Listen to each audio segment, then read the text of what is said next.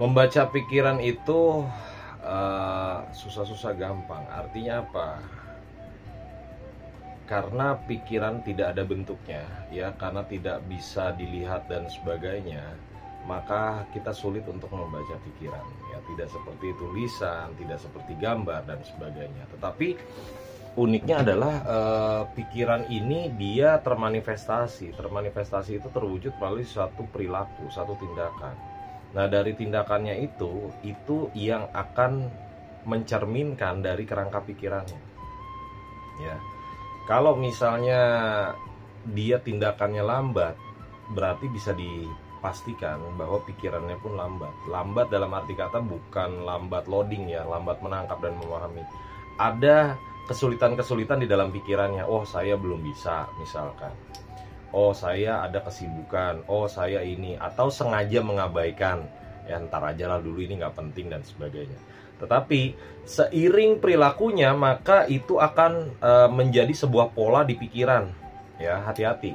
Kalau nanti Anda sering berhubungan dengan banyak orang, apalagi Anda tahu ilmunya, wah luar biasa. Anda bisa mempola, oh, orang ini kayaknya tidak memprioritaskan saya, misalnya seperti itu, tidak memprioritaskan Anda dan sebagainya. Anda udah bisa baca, oh, polanya seperti ini, oh, gerakannya seperti ini ada indikasi atau dugaan untuk menipu.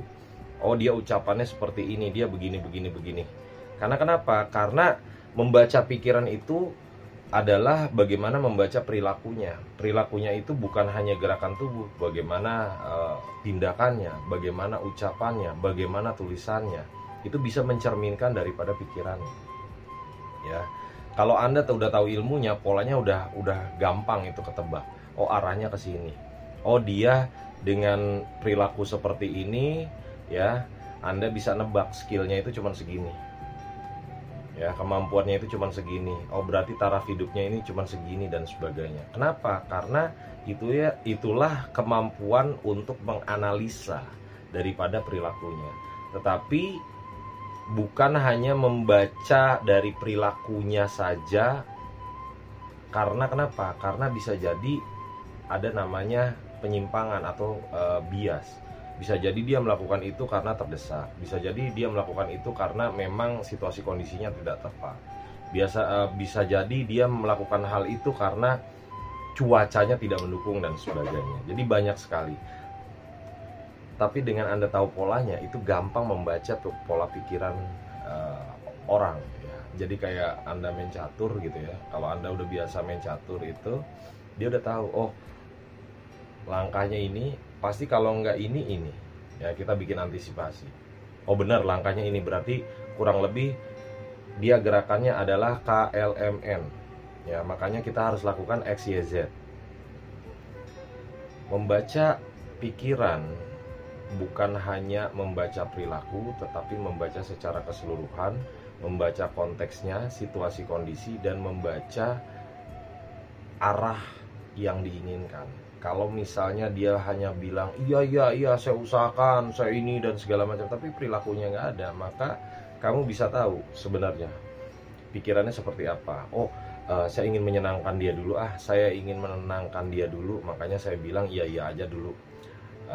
Kalau nggak dia ngamuk, oh, saya belum ada waktu nih, dia nggak begitu penting, ntar dulu deh dan sebagainya. Jadi kalau Anda belajar ilmunya, itu bukan hanya sekedar ilmu saja, tapi Anda nanti memahami sebuah kehidupan.